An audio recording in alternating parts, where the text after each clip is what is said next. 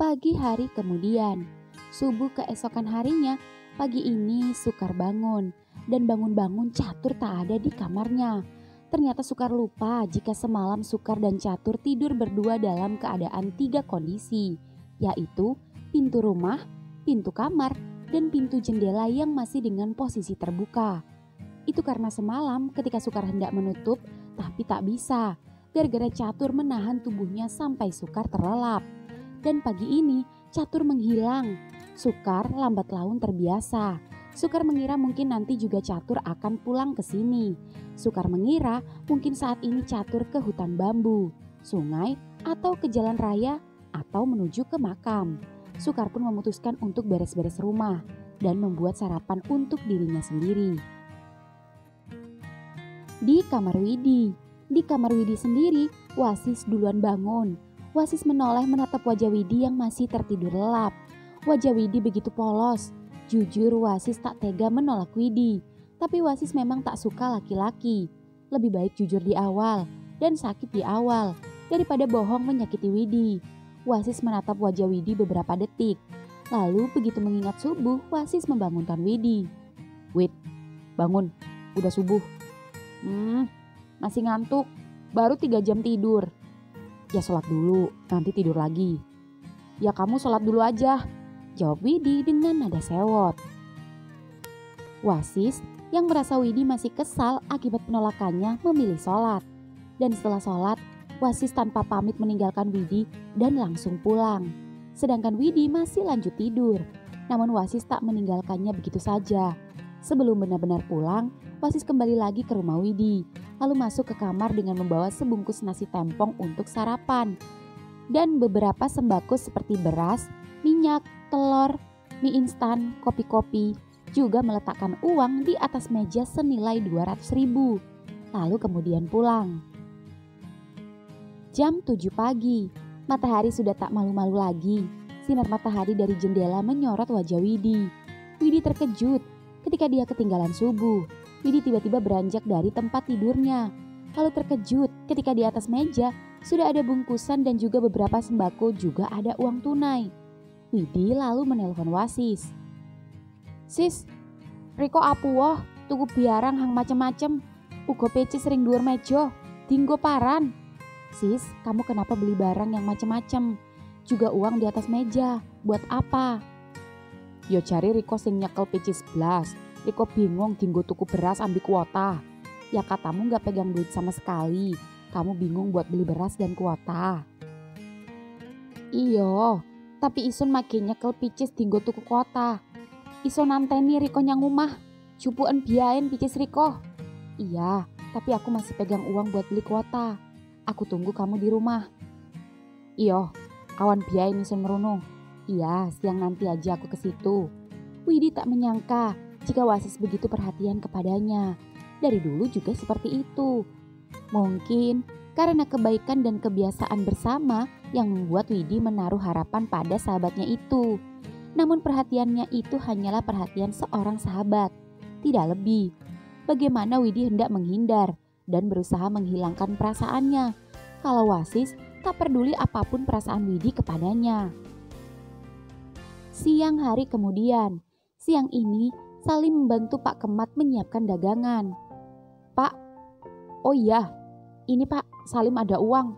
Upah tanggapan kemarin, Salim dapat 750. Ini buat Bapak 500, Salim 250. "Gak usah, ambil aja. Kumpulin buat beli motor. Masa kemana-mana kamu pakai sepeda ontel? Ntar kalau Bapak ada rezeki, tak tambahin." "Emangnya Bapak ada uang?" "Ada, tenang aja, simpen aja. Dah, kamu makan, habis ini cari Catur. Kamu gak mandiin." "Oh iya Pak, lupa. Salim juga ada janji ke rumah Kang Sukar." "Ya udah, makan sana. Bapak mau ke warung dulu. Naruh tebu buat es tebu." Di tempat lain, di rumah Sukar, Sukar baru saja merawat dan menyiram tanaman di ladang dan sawah. Dan ketika sedang duduk-duduk di pematang sawah sembari menunggu Catur, HP Sukar berbunyi. Andre menelpon. "Dre, udah sampai mana?" "Gue juga kagak ngerti ini sampai mana. Tapi kalau dilihat dari map sih udah deket. Ini gue udah masuk pendopo." "Ah, itu udah deket, 10 menitan sampai." bentar lagi lewatin makam, terus lurus belok kanan, lurus lagi mentok belok kiri, lurus terus sampai nemu sawah-sawah luas. Nanti ada rumah hijau yang di belakangnya hutan bambu. Gue lagi duduk-duduk di sawah. Oke. Kang Sukar, teriak Salim sembari membawa sepeda ontelnya, lengkap dengan satu karung rumput di belakangnya. Lalu datang menghampiri Sukar di sawah. Kang, habis cari rumput? Iya Kang, dari tadi aku cari rumput sambil nyari catur gak ketemu. Masa sih Kang? Kemana ya dia? Palingan di sungai yang di dalam hutan bambu. Aku belum ke sana, masih malas. Oh, iya Kang. Catur sudah aku make over. Sekarang dia ganteng. Lah ya itu, aku belum lihat. Dari tadi gak ketemu. Tapi makasih banyak ya Kang Sukar udah berkenan bantu saya ngurus catur. Sama-sama Kang. Saya senang saya bisa ngurus dia. Oh iya Kang, saya mau cerita sama Kang Salim. Iya, cerita aja. Ada apa? Apa selama tak tinggal kemarin dia bikin ulah? Bukan sih Kang. Cuma ya, Sukar menceritakan kejadian yang dia alami.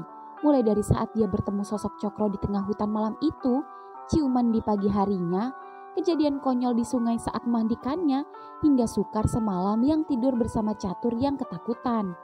Sukar juga heran Catur sekarang penurut pada Sukar. Jadi begitu. Apa ini sebuah pertanda ya?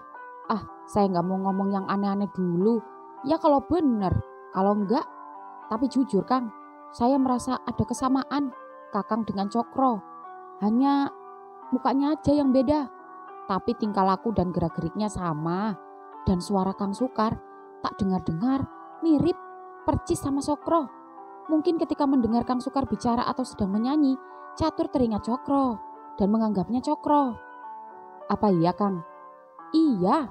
Terus pas di sungai itu, maaf, Kang Sukar gak diapa-apain pas dia megang pantat Kang Sukar. Dan semalam pas tidur gak diperkosa kan sama dia? Untung saja tidak Kang. Bahaya. Saya takut bisa-bisa Kang Sukar bisa dianu sama dia. Dianu apa Kang? Ya itu, dianu. Laki sama laki itu dianuin, tapi lewat anu. Kang Salim. Ya pokoknya anu dah. Gak bisa diungkapkan dengan kata-kata. Juga gak bisa dibayangkan gimana laki sama laki. Pokoknya kalau ada apa-apa panggil saya saja. Kalau saya lagi gak sibuk tanggapan. Kenapa Kang Salim gak tidur sini aja Kang, temenin saya? Takut ngerepotin. Enggak Kang, saya sepi, gak ada siapa-siapa. Gampang deh, kapan-kapan saya nginep sini. Tapi nanti malam saya mau latihan, tabuhan. Tapi malam, paling jam 11-an, nunggu personil yang lain pulang kerja. Jadi latihan sambil begadang di sanggar. Kan nanti saya janji mau ngenalin 2 teman saya juga, teman-teman catur juga. Teman dekat juga. Oh, iya Kang. Kebetulan teman saya juga mau datang ke sini. Nah, itu ada teman. Iya sih, tapi kan kalau ada Kang Salim rame. Kan di sini nggak ada siapa-siapa. Kalau perlu, teman-teman Kang Salim, teman catur juga boleh tidur di sini. Oh gitu. Ya deh gampang. Pokoknya kalau catur macem-macem dan nggak bisa nanganin sendiri, panggil saya ya. Tenang saja. Kalau dia ngapa-ngapain saya juga, saya nggak akan marah. Semasih nggak membahayakan nyawa saya. Karena jujur, saya suka sama catur Kang. Hah? Maksudnya?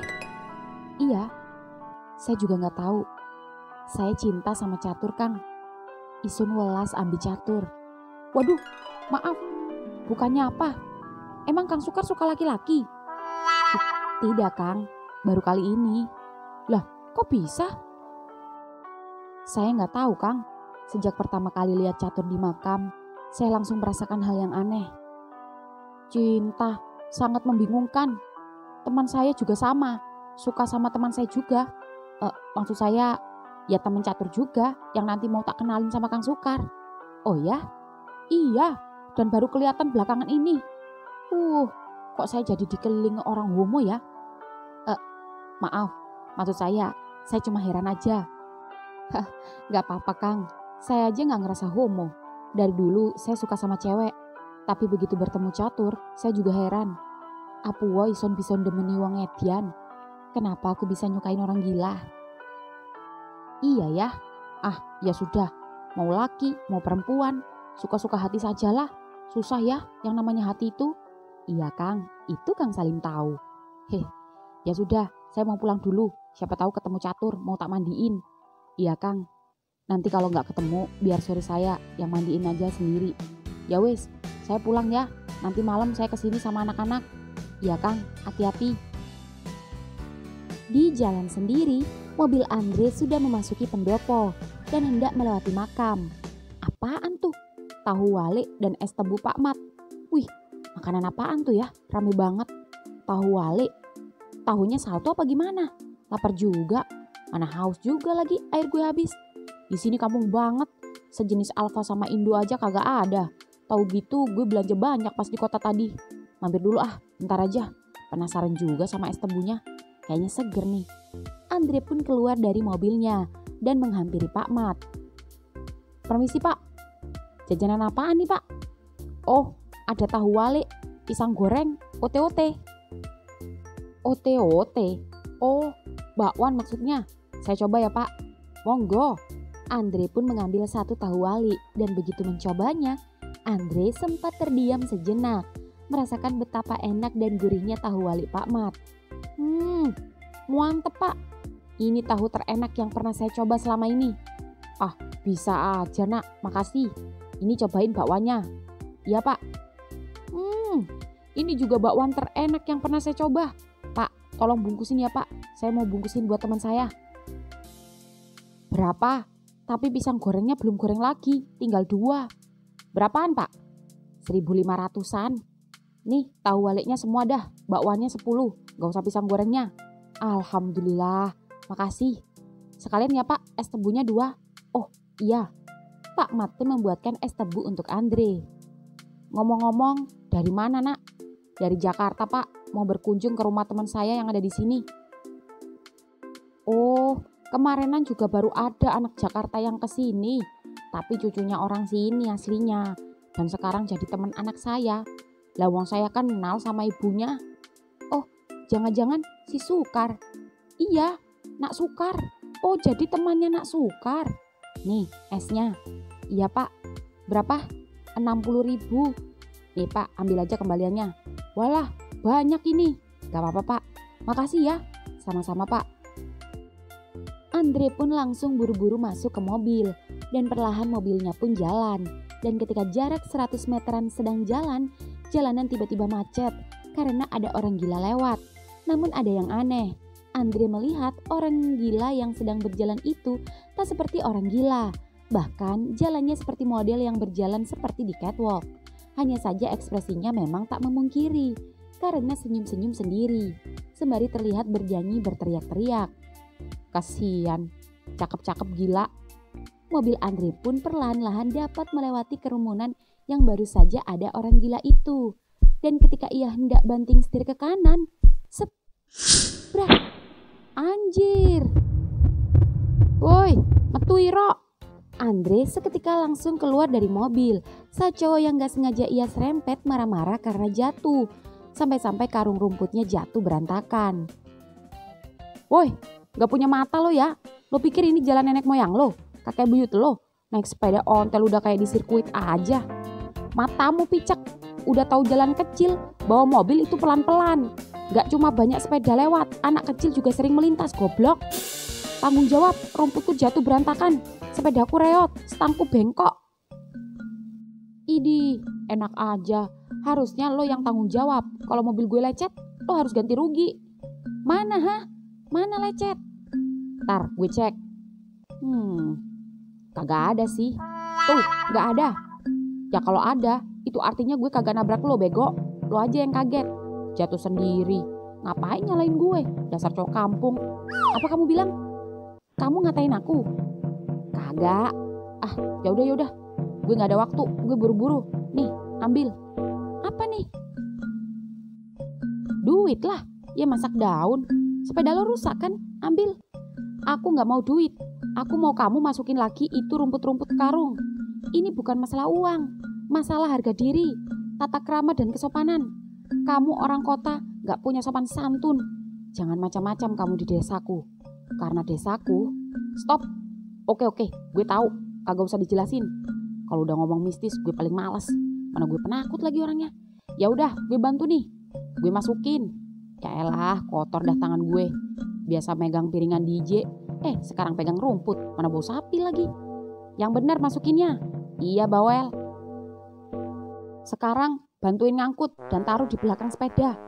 What? Kenapa? Badan gede aja gak kuat ngangkat rumput. Bukan masalah gede, lo ngelunjak ya? Oh, kamu gak mau. Ya wes kalau gitu. Yaudah. Sini. Hap. Berat juga. Dah, apalagi? Dah, cukup. Body lo gak apa-apa? Gak apa-apa. Sepeda lo bisa dipakai gak? Kalau enggak, gue antar balik nih. Masukin aja sepeda sama rumput lo ke mobil gue. Gak usah, makasih. Gue belum kenalan. Males, kenalan sama cowok kota. Sombong. Ih, kenapa sih dia? Udah bener-bener gue tolongin. Jarang-jarang gue iba. Apalagi mau masukin sepeda ontel karatan lengkap dengan rumput bau sapi ke mobil gue. Bisa-bisa mobil gue kotor. Dasar cowok kampung. Tapi meski kampung dan agak pendek, tapi ganteng juga. Kenapa cowok-cowok di kampung ini cakep-cakep ya? Orang gila aja ganteng tadi. Gue ditunggu Sukar. Di makam sendiri, Salim baru saja sampai di warung Pak Mat. Le, si Catur ganteng. Coba liatin, tuh di makam. Oh iya Pak, bisa ganteng gitu ya? Bajunya bagus. Itu semua karena Kang Sukar Pak. Nak Sukar? Iya Pak, Kang Sukar yang makeover, yang ngerubah sampai segitunya. Bapak gak nyangka ada orang baik yang mau nolong dia.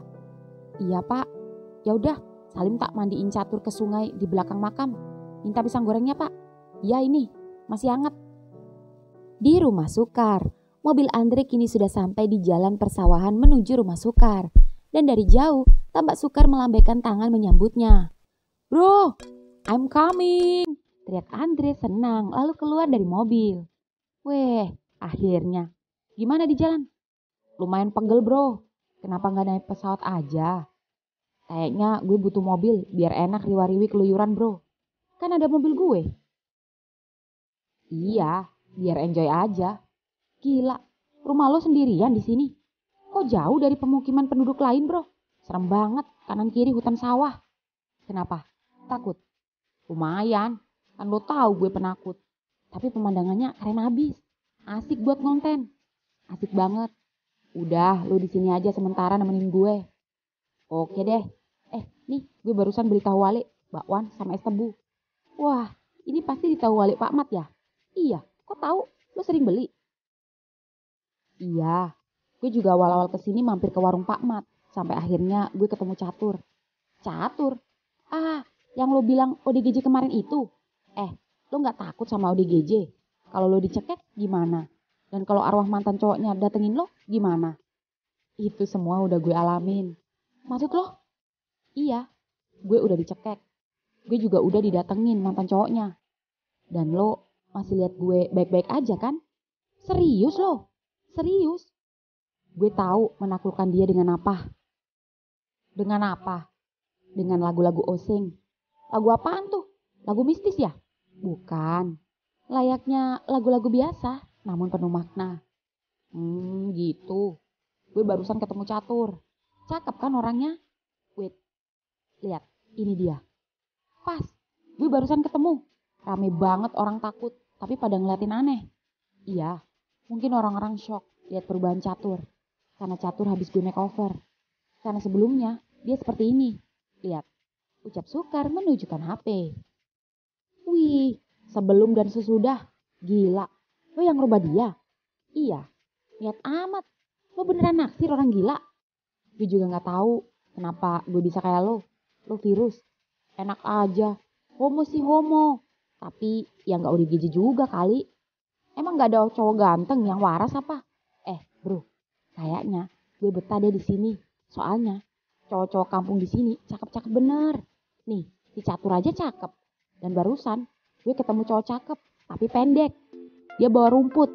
Ya meski sempat adu mulut gara-gara dia keserempet mobil gue. Tapi gak kenapa-napa sih. Cuman karung rumputnya aja jatuh. Udah gue bantuin. Dan lu tahu gak? Tampangnya judes. Tapi bikin gemes. Jangan-jangan itu Kang Salim. Gak tahu, gue belum sempat kenalan. Dia udah keburu kabur ninggalin gue. Tenang, nanti gue kenalin. Hah? Serius? Iya, serius. Tadi Kang Salim juga mau kesini ntar malam ngenalin teman-temannya. Yang juga teman-teman catur juga.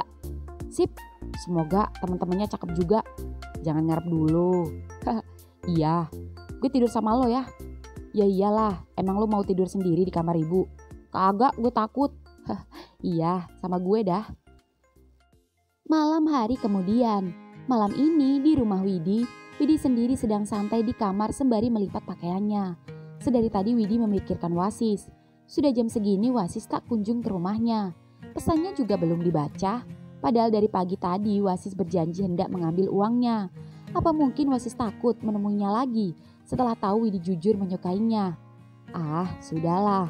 Widi justru bersyukur Wasis tak datang lagi ke rumahnya. Setidaknya agar ada jarak di antara keduanya.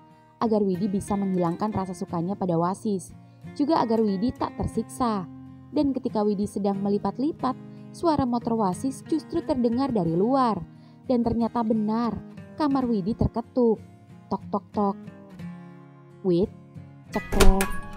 Kamu dari tadi tak chat gak dibaca. Udah dibaca tuh, cek. Maaf, aku habis beli paketan.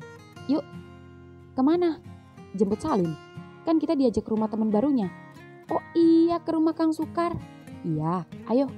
Nih, uangmu ambil. Kamu beneran ada? Iya ada. Ya udah, ayo. Sis, kamu gak marah sama aku? Marah? Marah kenapa? Masalah semalam? Enggak tuh. Aku justru takutnya kamu yang marah karena aku tolak. Aku hanya sedikit kecewa, tapi aku gak marah. Maafin aku ya. Gak masalah. Intinya sampai kapanpun kita tetap koncoan, tetap temenan. Dan kalau bisa hilangkan perasaanmu sama aku. Oke? Ayo. Widi pun hanya diam dan menurut. Lalu keduanya berangkat ke rumah Salim. Di rumah Sukar, malam ini sembari melukis lukisan pesanan customer, Sukar terlihat cemas karena catur seharian tak pulang-pulang. Sukar hendak mencari, namun Andre melarangnya karena takut sendiri. Dre, gue nyari catur ya. Gue gak konsen ngelukis karena kepikiran catur terus nih. Enggak ah, lo tega banget sama gue. Udah tahu gue penakut. Ya makanya lo ikut. Kagak, pokoknya lo ada di sini, jangan kemana-mana. Sukar lesu, cemas memikirkan catur, tapi tak tega pada Andre. Sukar pun pasrah, sembari masih memoles kuasnya. Sedangkan Andre sedang mengedit instrumen lagu. Dan ketika keduanya sibuk mengerjakan kerjaan masing-masing, suara catur terdengar. Seketika Andre merinding dan loncat memeluk Sukar. Namun Sukar sumringah dan senang. Wah, suara apa tuh? Serem. Jangan takut, itu suara nyanyian catur. Welas sono ison kaya, son welas nyang riko. Ojo riko kira welas ison sandiwara. Welas sono ison kaya, son welas nyang riko. Ojo riko kira welas ison sandiwara. Mung riko nong moto angkaton sempurna. Nono maning wong liya. Wah, itu si catur nyanyi apaan sih? Serem banget. Itu lagu cinta. Setiap orang yang mendengar apabila gak ngerti artinya, maka akan mengira itu mistis. Padahal itu bukan lagu mistis. Itu lagu cinta yang penuh makna. Sejak kapan lo puitis kayak gini? Sejak bertemu catur lah. Minggir, lepasin gue. Gue mau nemuin catur. Ayo ikut. Kagak, gue takut. Kalau dia nyerang gimana? Gue kagak bisa nyanyi osing. Tenang, ada gue. Ayo. Andre pun mengikuti Sukar dan berjalan sembari memegangi erat-erat Sukar. Dan begitu sampai depan, Sukar melihat catur sedang duduk di amben sembari tersenyum-senyum sendiri. Tur, Riko yang ngendi biaen. Kari kangen iso nyang Riko. Tur, kamu kemana aja? Kangen banget aku sama kamu. Ucap Sukar memeluk Catur yang membuat Andre heran. Ya elah, dia ngomong bahasa planet. Mana pelukan lagi? Bener-bener udah gak waras sih Sukar. Parah. Tur, bajumu jelek sekali. Pasti sama Kang Salim diganti baju lama. Ayo mandi lagi, tanganmu kotor. Pasti kamu habis main-main tanah kuburan. Ayo mandi. Kuburan? Makin gak jelas, ucap Andre ketakutan saat Sukar membuat Catur ke kamar mandi. Andre, tunggu bentar ya, gue mandiin Catur dulu. Iya, dan ketika Sukar sedang mandiin Catur, suara sepeda motor datang. Assalamualaikum Kang. Waalaikumsalam. Andre, itu pasti Kang Salim dan teman-temannya. Coba lo ke depan. Oke. Dan ketika Andre ke depan, kamu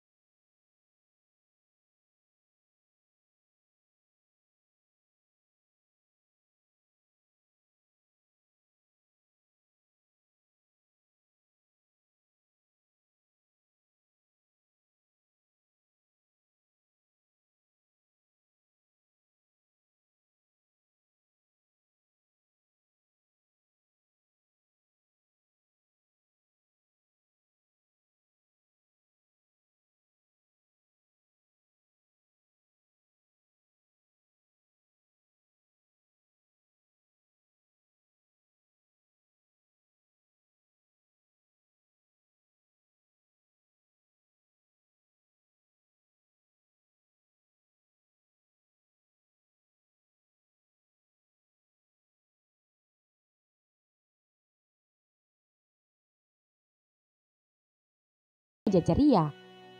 Kang Salim, maaf, saya habis mandiin Catur. Tadi kotor lagi, gak tahu habis dari mana dan baru pulang sini. Lah, sekarang mana dia? Tanya Salim.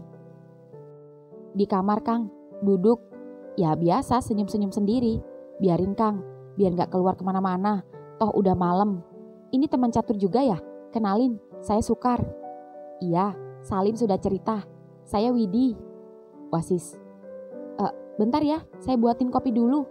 Gak usah repot-repot. Gak repot, cuma kopi. Sukar pun ke dapur dan membuatkan kopi. Kang, silakan keripiknya, ucap Andre basa-basi. Karena bingung harus ngomong apa. Saya buka ya Kang keripiknya, ucap Widi. Oh iya, silakan. Dan ketika ketiganya sedang asik nyemil keripik, Catur tiba-tiba keluar kamar dan ke depan. Tur, arepnya ngendi? Ringkene biaen, teriak Salim menarik Catur yang hendak keluar. Dan Catur duduk di lantai di ruang tamu sembari bersandar di dinding. Aduh Catur, mau kemana? Kang, kopinya? Dre, ini punya lo yang cappuccino. Thanks. Sukar, jujur saya terharu dan bangga. Juga berterima kasih kamu telah berkenan merawat teman kami.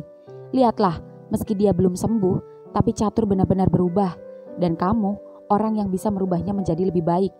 Karena tak ada yang mau atau berani mendekatinya kecuali kita bertiga. Saya salut, saya berterima kasih, ucap Wasis kagum. Sama-sama Kang, saya prihatin pada Catur. Entah mengapa hati saya terketuk untuk mengenalnya lebih dekat. Dan saya senang merawatnya. Saya ingin menjadikan dia teman saya. Ayo diminum. Iya, kesuwun, ucap Widi dan semua menikmati kopi sembari mengobrol. Dan ketika asik mengobrol, HP Wasis berbunyi. Ketua sanggar menelponnya. Latihan segera dimulai. Ketua nelpon, kita disuruh kumpul, ucap Wasis. Ya udah, ayo kita kumpul. Kang, maaf kita harus pamit ada latihan. Besok kita mampir ke sini lagi. Oh gitu. Iya, jangan sungkan-sungkan mampir ke sini ya Kang. Saya senang kalau banyak teman. Ya, besok pasti kita ke sini lagi, ucap Widi. Makasih banyak Kar, Dre, ucap Wasis. Iya Kang, hati-hati, ucap Sukar dan sebelum benar-benar pergi, Salim sempat menatap Andre dan Andre mengedipkan mata pada Salim. Salim lagi-lagi membuang muka dan motor pun jalan. Mereka boncengan, bertiga, udah kayak cabe-cabean, terong-terongan. Iya, sepertinya selalu begitu, Kang Salim kan gak ada motor. Oh, ngantuk juga abis perjalanan jauh. Iya, ayo udah malam, ayo kita istirahat, biarkan Catur di sini. Tapi pintu depan belakang udah gue kunci, termasuk jendela kamar, biar dia gak kabur. Baguslah. Sukar dan Andre pun masuk ke kamar meninggalkan Catur sendirian di ruang tamu. Andre naik ke ranjang, sedangkan Sukar hendak menutup pintu. Namun saat Sukar hendak menutup pintu kamar, bruk, Catur tiba-tiba masuk mendorong tubuh Sukar sampai jatuh ke ranjang. Lalu, Kar, set, bruk. Catur dengan ekspresi marah menarik kuat-kuat tubuh Andre dan membantingnya ke lantai. Minggir iro, lari kai duweni sun, ojo coba-coba wani iro. Set, minggir kamu, anak ini punyaku, jangan coba-coba berani kamu. Ucap Catur lalu set, memeluk erat-erat tubuh Sukar dan tidur memeluknya. Lagi-lagi tubuh Sukar terkunci. Bro, dia ngomong apaan? Posesif banget, dia ngusir gue ya? Dia ngancem lo, katanya lo jangan berani-berani ngerebut gue. Dia gak suka gue dekat dengan orang lain. Ucap Sukar malah mengelus Catur. Terus gue tidur di mana? Tidur bertiga lah. Gila aja, gue takut. Malam-malam lagi enak-enak tidur, dicekek. Auto pindah alam gue. Mending lo ngadopsi anak monyet Kar daripada ngadopsi ODGJ. Gue mau balik ke Jakarta aja.